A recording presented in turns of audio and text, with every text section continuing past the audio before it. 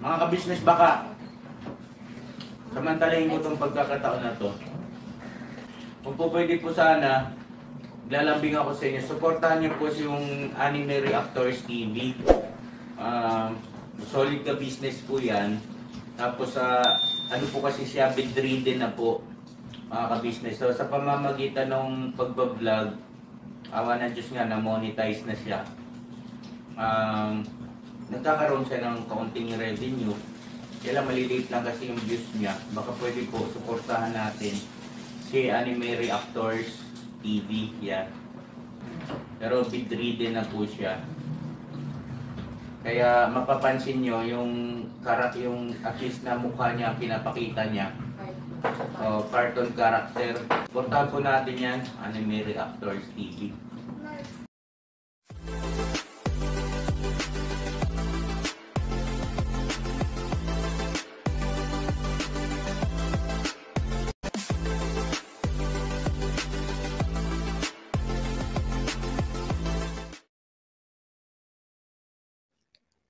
Hello guys, mapagpalang araw po sa ating lahat. Narito pong muli ang inyong lingkod, Anime Reactors TV. At sa mga hindi pa po nakaka-subscribe dyan sa aking munting channel, ay baka pwede naman pong makipindot na po na subscribe button. At makilike and share na rin po ng aking mga video. At patuloy din po natin suportahan ang Mag-amang Ka-Business Official at Papa Dins TV. At ganun din po yung kanilang second YouTube channel na Ka-Business Family, na kung saan ay ang 3M nga po ng Ka-Business Family ang nagbablog dito. Yun, panibagong araw, panibagong reaction ulit tayo guys. At for today's video po ay gawan po natin ng reaction itong isang vlog ni Papa Dins patungkol dito kay Nanay Gina at dito kay Jan. Nung nakaraang araw nga po ay pinuntahan nila Papa Dins itong mag-inang Nanay Gina at Jan doon sa kanilang tinutuloy ang bahay, dahil nabalitaan nito si Papa Dins na ito si Nanay Gina ay nagbabalak na namang umalis. Ito kasi yung naging problema nila ka-business dati dito kay Nanay Gina. Nung una itong tinulungan nila ka-business, yung bigla itong umalis nang walang maayos na pagpapaalam dito kay ka-business. Ito kasing si Nanay Gina ay maraming hinahanap ito. Katulad na nga lang ng anak daw niya na nawawala, na ang paniniwala niya ay mahanap niya sa pamamagitan ng pangangalakal niya, dahil ito daw anak niyang ito ay nawala sa pangangalakal. Kaya ito yung isa sa dahilan kung bakit gusto lagi nitong umalis. Hindi din naman natin masisisi itong si Nanay Gina sa ganitong gawi niya, dahil nga alam naman natin at kitang kita naman natin sa mga ikinikilos niya na siya'y may dinadalang depresyon, na hindi normal yung takbo ng kanyang isip. Bagamat mapapansin natin na tuwi siyang kausap nila Papa Dins, nila ka-business, ay matitino naman yung sagot niya doon sa mga tanong nila Papa Dins na halimbawa patungkol doon sa mga pinag-aralan niya. Alam natin na matitino at alam natin na may pinag-aralan talaga itong si Nanay Gina. At sinasabi nga nito na nakapagtapos siya ng commerce at business ad nga daw yung kanyang kinuha. Kaya lang ay hindi na niya ito na i-practice dahil nga hindi naman siya nakapagtrabaho ng nakaayon doon sa kanyang tinapos. Mapapansin lang natin yung something dito kay Nanay Gina. Pag nagkwento na siya, marami siyang sinisisi. Pati gobyerno sinisisi niya sa nangyari sa kanyang buhay. Pero kung ikukumpara natin ito si Nanay Gina ngayon, kumpara doon sa una itong tinulungan nila ka-business, ay tila mas behave ngayon ito si Nanay Gina. Noong kasi, nung unang tinulungan ito nila ka-business, ay pag ito'y tinatanong nila ka-business, ay medyo mataas ang boses nito. Na lagi bang parang galit ito.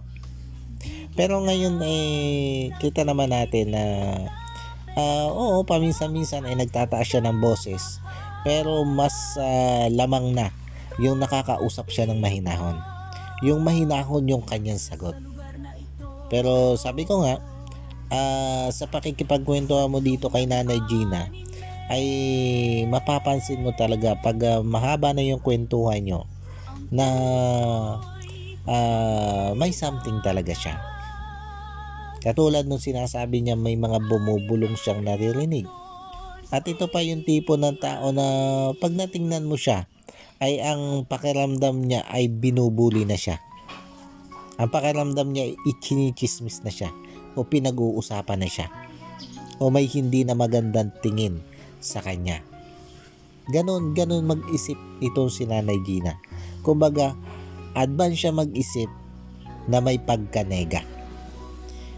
Yung bang tipong lagi siyang tamang hinala sa kanyang kapwa. Yan yung katangian ni Nanay Gina. At dahil nga sa kapansin-pansin dito kay Nanay Gina, yung kanyang pinagdadaanan o yung kanyang problema sa mentalidad, kaya naman itong sila ka-business ay kinausap itong si Jan. At sinabi nila ka-business dito kay Jan na mas maganda kung maiipagamot itong si Nanay Gina. Pero ang sabi ni Jan ay ayaw nga nito si Nanay Gina magpagamot. Lalo na kung sa mga psychiatrist o sa mga doktor sa pag-iisip. Dahil ang sabi nga doon ni Nanay Gina ay wala naman siyang sakit sa pag-iisip. Kaya naman ang naging suggest nitong si ka-business at nitong si Papa Dins dito kay Jan ay ipasok nila itong si Nanay Gina sa isang institution o sa isang pagamutan sa pag-iisip. At dito ay sinabi nila ka-business kay Jan kung ano yung gagawin para maipasok doon si Nanay Gina sa isang institution o sa isang pagamutan sa pag-iisip. At sa suggestion ito nila ka-business ay sabi ni Jan payag siya sa ganitong setup. Kumbaga kahit siya ay mahiwalay ng pansamantala sa kanyang nanay, basta't ikagagaling ng kanyang nanay, ay pumapayag siya. Kaya sa mga vlog ni ka-business nung mga nakaraan patungkol dito kay Nanay Gina, ay ang inaasahan talaga natin ay ipapasok ito si Nanay Gina sa isang institution o sa isang pagamutan sa pag-iisip. At kaya naman ito yung naiisip nila ka-business na kailangan gawin kay Nanay Gina, itong i-confine sa isang mental hospital, ay dahil nga ito si Nanay Gina ay ayaw magpagamot. Kumbaga hindi nito tanggap na may sakit siya sa pag-iisip. At itong mga ganito kasing klase ng pasyente ay kinakailangan talaga na ma-confine para mapagamot ng maayos. Dahil kung hindi mo ito i-confine ay may tendensya lang ito na magwala, na hindi inumin ang gamot. Kaya nagiging useless din lang yung pagpapagamot mo dito. At yun nga, ang isang problema dito ay yung hindi talaga nagpapa-check up ang mga ito, lalo na at alam nila na ang ipapa-check up mo sa kanila ay yung kanilang mental health. At ito nga yung nakita natin dito kay Nanay Gina nung una-una na pag pinag-uusapan na yung pagpapagamot patungkol sa kanyang mental health ay umaayaw ito, kumokontra ito. Pero dito sa vlog na ito ni Papa Dins ay nung makausap na nila itong si Nanay Gina ay tinanong ito ni Papa Dins kung papayag ba ito si Nanay Gina na maipa-check up doon sa kaibigan ni Papa Dins na doktor na kung saan ay doon din nila pinapagamot ito si Kayla. At sa totoo lang guys, nagulat ako sa sagot ni Nanay Gina na sa ngayon ay pumapayag na siya na siya ay mapatingnan o maipa-check up sa isang psychiatrist. At ang sabi nga niya ay kung yun yung makakatulong sa kanya, ay bakit hindi? Napakagandang pagkakataon na ito guys, na pumayag ito si Nanay Gina na pa-check up siya nito si Papa Dins dito sa psychiatrist doctor na tumitingnan nga dito kay Kayla. Dahil kung hindi na magbabago itong isip ni Nanay Gina na magpagamot sa isang psychiatrist doctor, ay napakagandang pagkakataon na ito. Hindi na kailangan nila Papa Dins nila ka-business na ipasok pa ito si Nanay Gina sa isang mental hospital para maipagamot ito. Ang kakailanganin na lang nila ay makumbinsi itong si Nanay Gina na inumin ng tuloy-tuloy yung kanyang gamot. Pag siya'y napacheck up na at naresitahan na ng doktor ng kanyang mga iinuming gamot. Sana nga lang ay hindi na magbago ang isip nito si Nanay Gina. Sana nga ay talaga tuloy-tuloy na yung kanyang pasya na siya ay may pagamot dito sa isang psychiatrist doctor. Dahil pag nangyari ito, ay unang-una dito hindi na siya mapapahiwalay dito kay Jan. Na alam naman natin kung gaano kamahal ni Jan ang kanyang nanay. At syempre masakit din dito kay Jan kung mahihiwalay sa kanyang feeling ng kahit pansamantal lang itong kanyang nanay. At ang kagandahan dito guys, pag itong si Nanay Gina ay naipagamot ng dire-diretso at umukay ito, ay magiging malaya na itong si Jan. Dahil kita naman natin na itong si Nanay Gina sa ngayon ay sobrang pinaghihigpitan itong si Jan. Na tila ba itong si Jan ay ginagawa niyang isang bata na baka mawala kung hahayaan niyang laging nasa labas. Kung tutusin niya, iba-iba na ngayon si Nanay Gina eh. Dahil kita mo naman, nung dating nila Papa Dins, itong si Jan ay nasa labas at nakikipag laro doon sa kanyang mga kaibigan dito sa kapitbahay lang nila, na kung dati ay talagang sobrang higpit nitong si Nanay Gina dito kay Jan, na ayaw talaga nitong mapapahiwalay o mawawala sa kanyang paningin ito si Jan. Pero ngayon nakita naman natin na nung dating dito ni La Papa Dins sa bahay na tinutuluyan nila Nanay Gina, ay wala dito si Jan. At ang banggit ni Nanay Gina ay nandun nga daw sa computeran. At hinanap pa nga nila ito para makausap din ito si Papa Dins. At yun nga, nung pagpunta nila doon sa computeran, wala din doon si Jan. At nakita naman nila doon sa may court. Kaya lang, bagamat ganon, ay may mga sinasabi pa rin nito si Nanay Gina na sinasabihan nga niya daw itong si Jan na wag magsasama sa mga kabarka-barkada dahil baka nga daw ito'y mapahamak o kung ano-ano na naman na sinasabi nito si Nanay Gina. At may sinabi pa nga siya dito na tinatakot nga niya itong si Jan na wag magsasama doon sa mga barkada at baka nga may hindi magandang mangyari. At dito naman ay pinayuhan nito sila Papa Dins at nito sila Bornok at maging nito si Bay Papaya, ito si Nanay Gina, na wag paghigpitan nito si Jan. Dahil kailangan din ito na maranasan ang maging masaya. Maranasan yung may buhay na yung nakakapaglaro man lang ba, nai-enjoy yung kanyang buhay. Yung hindi nakakulong sa isang kahon o sa isang mundo na silang mag-ina lang ang naroroon. Ika nga ni Papa Dins ay hayaan nyo lang Nanay Gina na itong si Jan ay makipaglaro sa mga kaibigan niyan. Basta't itong si Jan ay wag lang lalampas doon sa kanya limitasyon. Kaya pinayuhan din nila itong si Jan na makipagbarkada lang sa tamang barkada. Yung hindi siya dadalhin sa hindi maganda. At sabi naman ni Jan ay yun naman talaga yung ginagawa niya, na iniiwasan niya yung mga barkada na sa tingin niya ay hindi makakaganda sa kanya. Yung mga barkadang nakikipag-away at mga barkadang may bisyo, iniiwasan daw niya yun. At ito si Jan naman kung tutuusin, wala tayong pangamba dito na talagang mapupunta sa barkada na hindi maganda. Dahil kita naman natin na nakikinig ito kay La Papa Dins at kay La Ka-Business.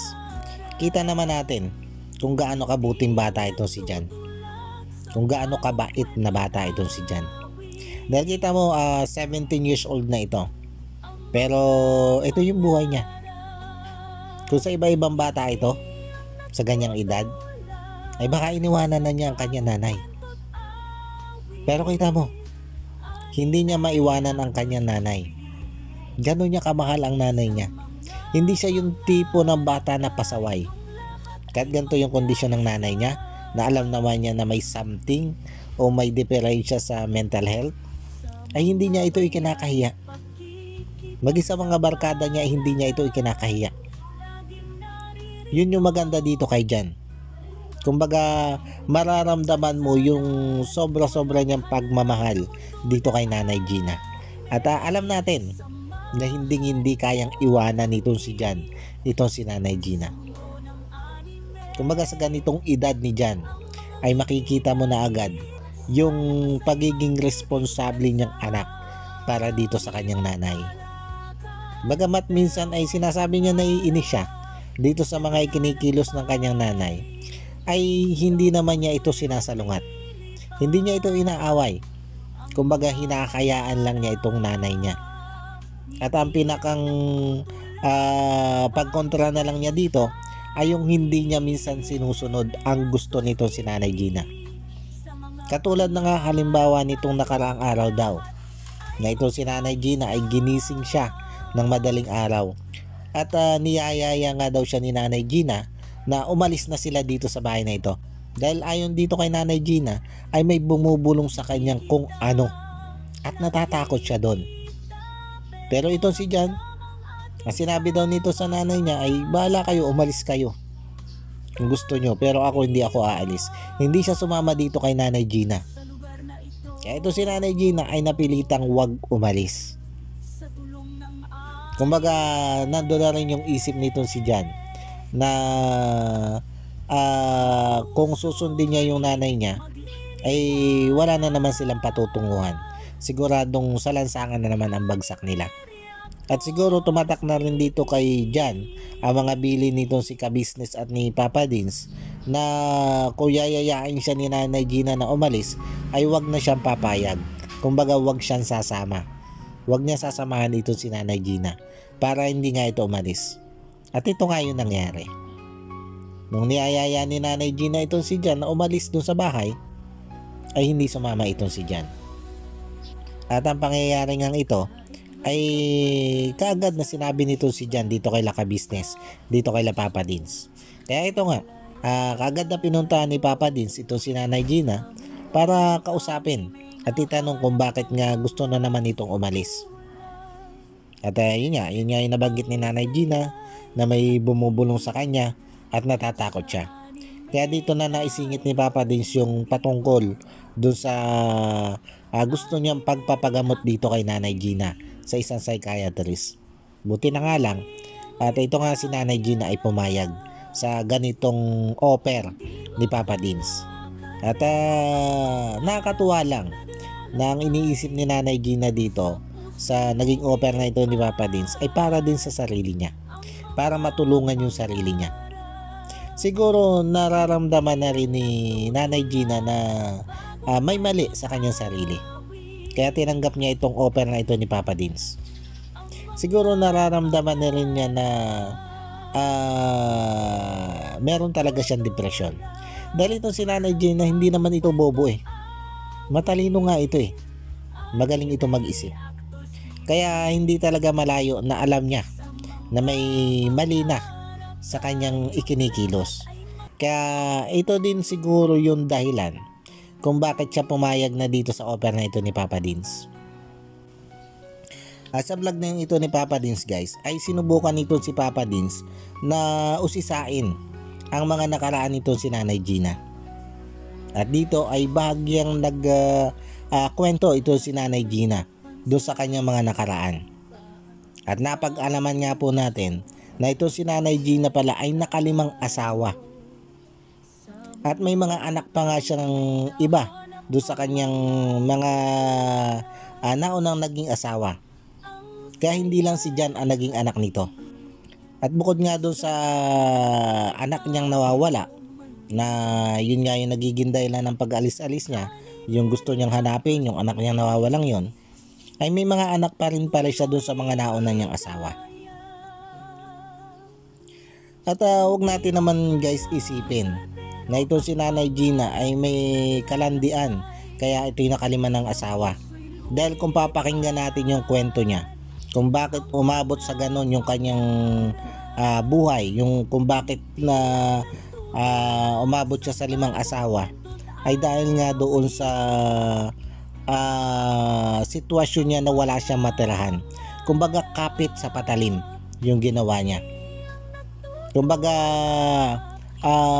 wala siyang ibang maisip na paraan para magkaroon ng matutuluyan kundi ang pumatol sa mga lalaking sa tingin niya ay magbibigay sa kanya ng magandang buhay o na maayos-ayos man lang buhay. Pero dahil sa hindi din naman natin alam kung ano yung nangyari, bakit sila yung mga nagkahiwalay ng mga lalaking kinasama niya, ay yun nga, umabot siya sa hanggang sa nakalima siya ng asawa. Dahil siguro sa paghahanap niya ng tunay na lalaki na magmamahal sa kanya ng totoo, na magbibigay ng respeto sa kanyang pagkatao. Pero sa 5 lalaking yon ay mukhang hindi niya natagpuan yung kanyang hinahanap na kapayapaan ng kanyang buhay. Kaya ito nga, humantong siya sa silang dalawa na lang ni Jan magkasama. At nauwi nga siya dito sa ganitong depresyon. Bagamat sa ngayon ay hindi pa natin talaga alam ang buong kwento ng buhay nito si Nanay Gina. Pero kahit papaano naman ay ramdam natin na talagang may malaking pinagdaanan ito si Nanay Gina. Kung bakit ito umabot sa ganitong sitwasyon na pati nga yung kanyang mentalidad ay nagkaroon na ng problema.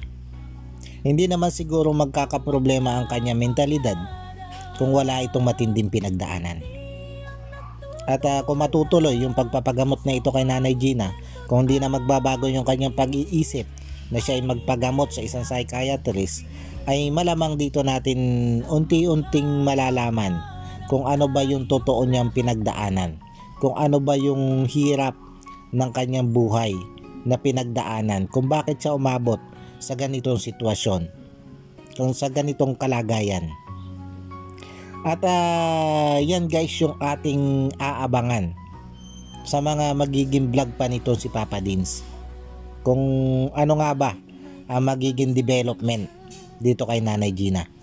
Kung ito nga ba ay talagang hindi naaatras, hindi na magbabago ang kanyang isip na magpa-check up o magpagamot sa isang psychiatrist, o kinakailangan pa talaga na ito'y mai-confine sa isang mental hospital para ito'y maipagamot. Yan po yung ating aabangan sa mga vlog nito si Papa Dins at nito si Ka-Business. Paano guys, hanggang dito na lang muna ulit po at sana po yung nagustuhan nyo itong aking reaction video na ito. At maraming salamat po doon sa patuloy pong sumusuporta at patuloy na nanonood sa aking mga video.